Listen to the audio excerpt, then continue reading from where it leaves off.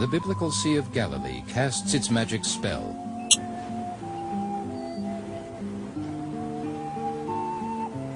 Few can resist its charms.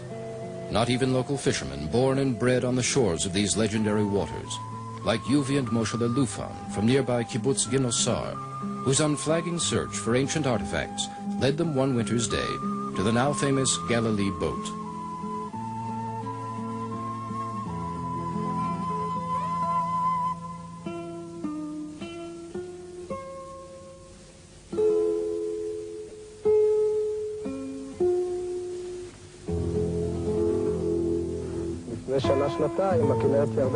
In 1985 and 86, a drought drastically lowered the level of the Sea of Galilee. We just knew that at last we were going to find a boat, but we didn't dream of anything so complete.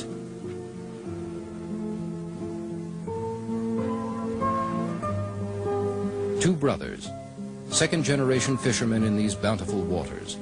This time they had come up with quite a catch, an incredible harvest of history.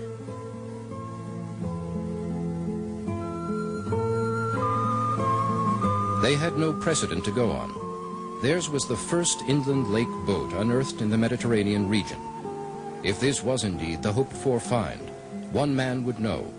Yuvi and Moshe put the fateful question to Mendel Nun. Mendel Nun, here on what remains of the docks of ancient Susita, a Kinneret old-timer, fisherman and expert in local lore. Driven by the hope of making a discovery like this, could this be the boat of his dreams? More experts were called in. From Caesarea came Shelley Waxman and Kurt Rave, experienced marine archaeologists who knew exactly what to look for.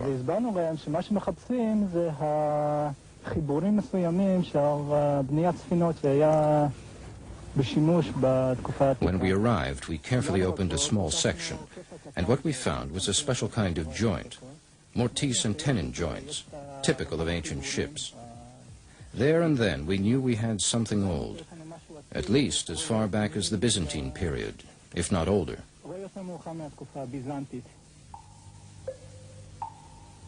This ancient construction method is what the experts were looking for. Planks were edge-joined by the mortise and tenon method and held in place with wooden tree nails. Water swelled the wood and tightened the joints.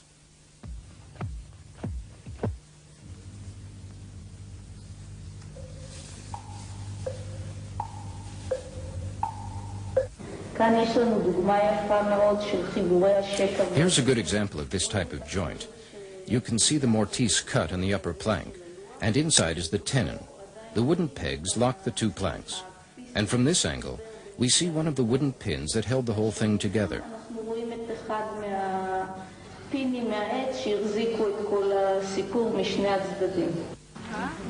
An authentic discovery. The elation was contagious. It's hard to describe our excitement. We were literally in shock. I was overwhelmed. We were making history and rediscovering it.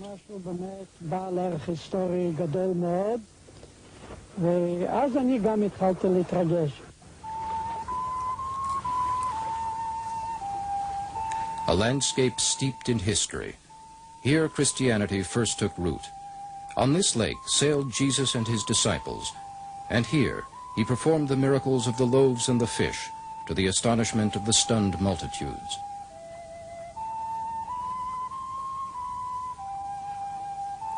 A Jewish community thrived in the Galilee during the Second Temple period and rose up to fight against Imperial Rome. Now emerging out of the mud is a tangible relic of those turbulent times. There was something special about the whole experience. On our first day, there was a sudden torrential downpour. A minute later, it stopped, and there it was, a double rainbow cascading into the Kinneret.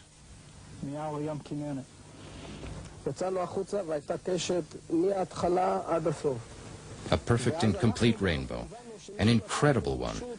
We felt it was a sign that we had been given permission to touch this find.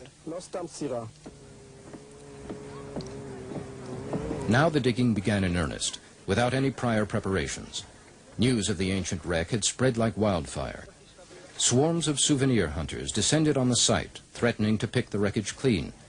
It was necessary to work at a furious pace, propelled by a pressing sense of urgency, a feeling of taking part in a momentous mission.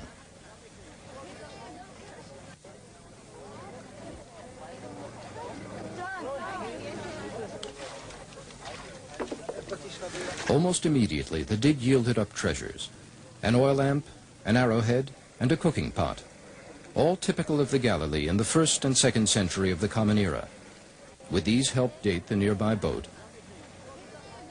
Before we could get any answers, another crisis loomed. The rising level of the lake threatened once again to inundate the wreck. You could literally see the water coming closer and closer to the boat. He waded into the water and begged, "Stop, stop the Kinneret." And in fact, help did arrive.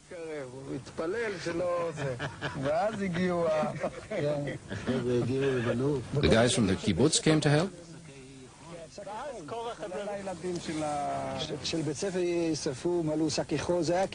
Even the kibbutz children came. They helped fill sandbags as if war had broken out. The boat emerging from the mud was a masterpiece, 27 feet long and 7.5 feet wide, beautifully constructed. But the timbers were waterlogged, like wet cardboard. To avoid stepping on the fragile vessel, the excavators dug mud by hand from a suspended platform. And to prevent the ancient timbers from crumbling into dust, it was necessary to constantly water them down, and to work round the clock, meticulously copying, recording, numbering every single plank, every nail, every joint.